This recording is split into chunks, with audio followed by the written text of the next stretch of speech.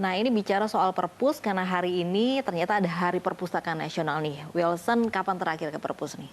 Mungkin 2 tahun lalu karena saat pandemi kan banyak perpustakaan tutup, jadi kita juga mendukung aturan dari pemerintah untuk tidak kemana-mana, jadi mungkin ya membaca cukup di rumah saja. Nah, itu dia di Hari Perpustakaan Nasional ini tentunya perpustakaan juga harus terus berinovasi, jangan sampai kalah dengan media sosial begitu. Masyarakat sekarang lebih senang melihat informasi di media sosial, jangan sampai seperti itu. Nah, ini memperingati Hari Perpustakaan Nasional, beragam tantangan harus dihadapi untuk menarik minat baca tentunya. Nah, berbagai inovasi ini dilakukan Perpustakaan Nasional Republik Indonesia karena mereka membuat ruang baca yang nyaman dan juga membuat banyak sekali mengadakan gadget-gadget yang tentunya mendukung untuk warga bisa membaca di situ. Ternyata lebih menarik. Nah, Betul kita lihat sekali. ini bagaimana Perpustakaan Nasional RI.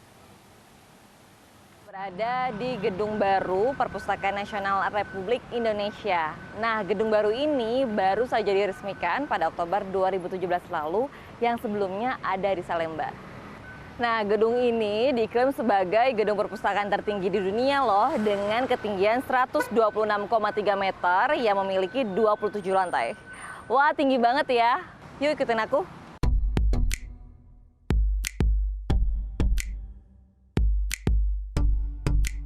Memasuki usia ke-41 tahun, banyak tantangan yang dihadapi Perpustakaan Nasional Republik Indonesia untuk menarik minat membaca di tengah serangan media sosial. Salah satunya seperti gedung baru Perpusnas di Jalan Merdeka ini. Saat pendaftaran, pengunjung sudah disuguhi fasilitas berteknologi tinggi. Protokol kesehatan pun diterapkan dengan ketat. Tidak hanya koleksi buku, Perpusnas juga memiliki sejumlah museum yang berisi karya seni sejarah aksara. Sementara di lantai atas menghadirkan beragam koleksi buku dengan suasana modern, menjadikan pengunjung betah berlama-lama. Ini banyak buku-buku yang tersedia di sini. Terus nyaman juga untuk kita belajar di Perpusnas ini. Itu juga lumayan lengkap. Terus jadi untuk mendukung pengerjaan tugas sih cukup membantu banget.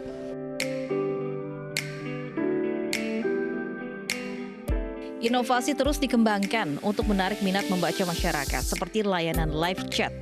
Dan di Juni mendatang, studio musik akan dibuka untuk umum. Seluruh pengunjung dapat menikmati semua fasilitas ini secara gratis.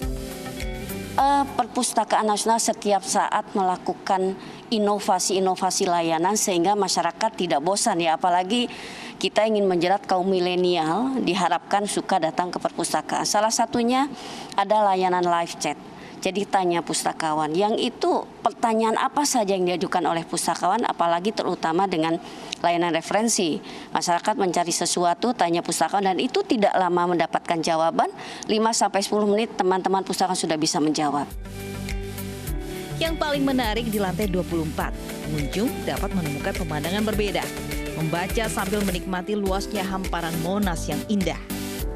Nah, setelah lelah membaca, kita bisa menikmati indahnya ibu kota nih dari lantai 24 Perpustakaan Nasional. Seru kan? Yuk tingkatkan budaya membaca, karena membaca dapat membuka jendela dunia. Dari Jakarta, Armalina, Eka Rusmanda, iNews melaporkan.